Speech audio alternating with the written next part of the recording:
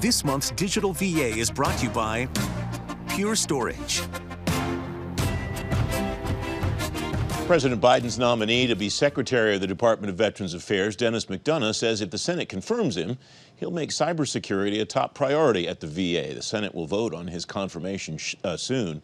Joe Stenaka is Deputy Chief Information Security Officer, Executive Director for Information Security Operations, and Chief Privacy Officer at VA. Joe, welcome. Thanks very much for coming on. What are some of the big cyber issues VA is up against right now? Well, glad to be here first, Francis. Some of our main challenges are, obviously, we have a telework-focused workforce. We had to change the way we do business because of the COVID pandemic. And we also have an agile adversary that's always after us, trying to figure out ways to get into our networks. To your expertise as a privacy expert, were there any privacy issues in the transition to remote work? That's something that I don't think a lot of folks have focused on. Luckily, there were no issues as we moved from a on-premise to a telework focused environment. We used our current technologies. We had enhanced procedures, and we have a very trained workforce that really made that seamless for us. What are you seeing as far as the ability to transition to remote work, stay in a remote work environment, and maybe even continue in a remote work environment to some degree after the pandemic isn't an issue anymore?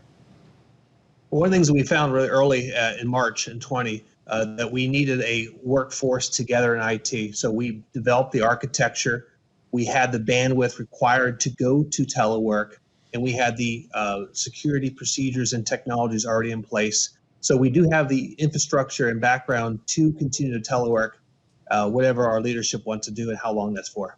Obviously, the SolarWinds breach has been on people's minds, a great topic of discussion. How has the threat landscape changed, evolved since the beginning of the remote work environment last March? Well, SolarWinds is an interesting problem. It's a supply chain problem that is across the world, across federal agencies, and luckily for the VA, we didn't get hit by that. We're still working that diligently, but it just shows the need and requirements to work closely with our industry partners and to provide secure solutions to our infrastructure.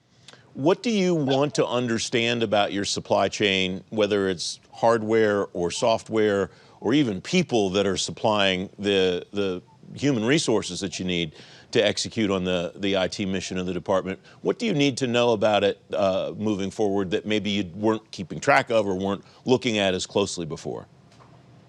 Well, I think it's a starting from cradle to grave process, Francis, where you need to look at where these things have been developed, who's developing them, and following that through. So maybe the federal government needs to get more involved with industry and make sure that those new and required technology are developed securely and safely.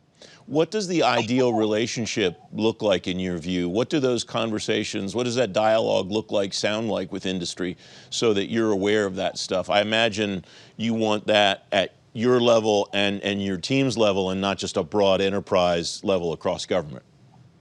I think that's a good question. I think it starts with our requirements as a federal department and the federal government as a whole, and then working closely with industry. VA does work closely with our vendors and industry now. I just think it requires a more closer, better understanding of requirements and those security requirements that are critical for IT security. Is there something that you could do, not you personally, but that the agency could do to make those requirements clearer, more detailed, or maybe broader and give industry more latitude to come to you and say this solution may help meet the problem that you have, the challenge that you have, rather than something as prescriptive? I think the VA does a great job working with vendors. I think this is a whole government approach, Francis. I think we need the new administration to come on and develop legislation to kind of help develop more supply chain requirements and do that whole government approach. I think as the U.S. government doing it together, we'll have more success. I want to shift gears more toward the privacy end of things. What is kind of the state of the art of the privacy landscape now? What do organizations like VA do to ensure privacy? Is it focused a lot on technology? Is it focused more on policy and procedures, some combination of all of those, or some other element that I really missed? Well, it's yes to all that. I think, Francis, it's really the people. We start with the employees. They need to be trained. They need to know safe procedures to safeguard veteran data. We need to use state-of-the-art technology, obviously, and to use those procedures not just within the government, but across academia and industry and working together as a team. So it's really those three critical pieces are needed for success in privacy. I think if someone were to think about privacy issues at the Department of Veterans Affairs, obviously veteran PII would be, I imagine, your holy grail. That's, I'm sure, though, not the entire landscape of what you think about privacy-wise. What are some of the other components of privacy that you think about at VA? Well, that's a great question too, Francis. So we have about 20 million veterans that we support, and we hear about healthcare. We are the largest provider of healthcare in the country.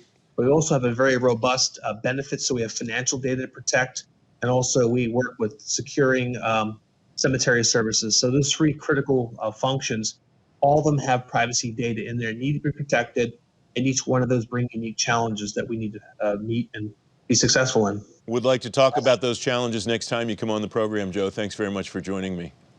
Thank you, Francis. Appreciate it.